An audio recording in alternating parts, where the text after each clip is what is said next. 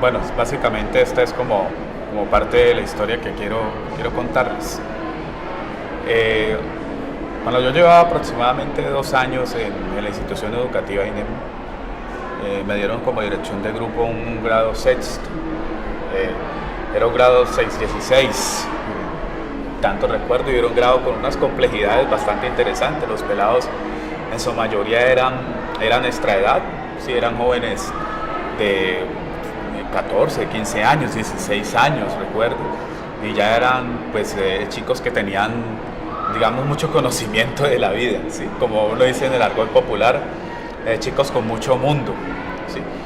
Y entonces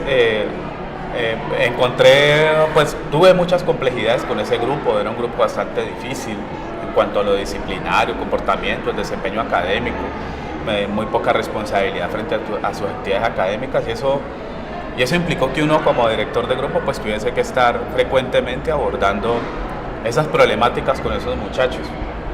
Y recuerdo un caso muy particular que llamó poderosamente mi atención, y es el de uno de esos chicos que más dificultades presentaba en las distintas asignaturas en su desempeño académico. Si mal no estoy, creo que de 10 materias reprobó 7. Y ahí era un chico muy complejo en las actividades del trabajo y de la clase. En mi clase, yo soy docente del área de ciencias sociales, él cumplía con lo mínimo, sí, con lo mínimo. Y bueno, y lo hacía justamente porque primero yo era su director de grupo, y segundo porque pues pude lograr una relación pues un poco más cercana con él, aunque eso se logró por supuesto con el tiempo. Inicialmente era un chico que ponía la coraza. Obviamente el tema de su indisciplina hacía que eso se complejizara muchísimo más, y era sumamente complicado pues con él llegar a abordarlo y conversar con él. A veces hablaba, a veces no, pero siempre el tema de la indisciplina, de su comportamiento y de sus procesos de disciplina estaban atravesando casi todo el trabajo de la clase. En varias ocasiones, obviamente lo abordé personalmente, nuevamente generaba la coraza, la estructura allí, frente a las razones por las cuales él no tenía ningún tipo de interés en sus actividades académicas. Entonces, ya viendo como casi en el segundo periodo que nuevamente iba, casi terminando el segundo periodo, que nuevamente iba a reprobar, de hecho que no eran 7, sino casi 10 asignaturas de las 10 que en ese momento recibía. El estudiante dice que manifiesta que no está interesado en pertenecer al colegio, que no está interesado en estudiar, que eso no le llama la atención, eso no es lo que él quiere, no es lo que desea. Entonces, bueno, uno sigue abordando. Es curioso porque pues pocos estudiantes como que, digamos, elaboran ese nivel de sinceridad y decir pues que eso no es lo que quieren. Y él dice que realmente viene al colegio básicamente porque su papá lo fuerza a venir. El papá tiene un taller de mecánica, y le dice pues que si no va a estar en el colegio, entonces que trabaje en el taller de mecánica. Entonces pues él prefiere venir al colegio para huir del trabajo que implica estar en dicho taller.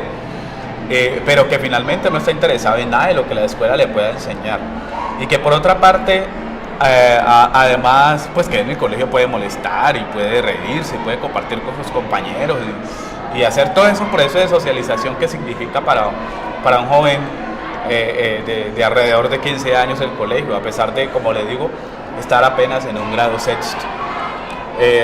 Luego, a partir de, bueno, entonces eso me llama la atención y empiezo a hacer un abordaje de mucha mayor cercanía con el estudiante, y entonces en una de esas el joven como que finalmente rompe definitivamente con su coraza y me cuenta qué es lo que realmente ha pasado. Entonces él dice que no, que realmente una de las cosas que más le han marcado en su vida, y por supuesto tiene que ver con que cuando él tenía alrededor de 6 o 7 años, él ya no vivía con su papá biológico, vivía con su mamá y un padrastro. Y en una ocasión llegó el padrastro a la casa y tuvo una muy fuerte discusión con su mamá. Él presenció todo, la discusión, presenció la situación, presenció el momento en que su padrastro, parece ser, sale del recinto donde ellos se encontraban, toma un arma, un cuchillo, y se abalanza sobre su mamá y él ve finalmente cómo su padrastro mata a su mamá. Y entonces él me dice a mí, no, profesor, yo viví traumatizado un poco de años. Me dice él, pues en medio de su relato. Me llamó la atención que él no arrojó una lágrima contándome eso. Yo me quebrantaría muchísimo. De hecho, me compungió mucho escuchar ese relato de parte de él. Y él me dice, sí, eso es algo que me ha tenido muy marcado. Para mí la vida pues es muy complicada, ¿sí? Y recuerdo periódicamente, me decía él, pues que le recordaba periódicamente esa situación y que eso le daba mucha rabia, ¿sí? Luego de la situación con su padrastro, pues viene nuevamente el padre biológico. Yo no hice, digamos, como rastrear en el relato qué luego sucedió con su padrastro, más bien me centré en él. Entonces él me dice que luego ya es su papá quien lo toma, ¿sí? Eso sucede en otra ciudad, si mal no estoy, en la ciudad de Pereira. Entonces su papá ya vive acá en Cali, lo trae a la ciudad y de ahí para allá empieza a hacer el acompañamiento con él. Pero entonces ha sido una situación muy complicada, la relación con su papá no es la mejor, dado pues que las estructuras de disciplina del padre son bien complicadas en relación con lo que viene trayendo el niño. Es una persona pues que trata de imponer autoridad de una forma un poco drástica y que complica por supuesto una relación con un chico que viene preguntándose si realmente su vida tiene sentido o no vale la pena. Entonces luego de dicho relato, obviamente trato de hacer un abordaje muy distinto con aquel joven. Finalmente su papá asume que no tiene la manera, no tiene los mecanismos para poder acompañar a ese estudiante, no tiene cómo acompañarlo. Entonces se lo entrega a su hermana mayor. La hermana mayor de este joven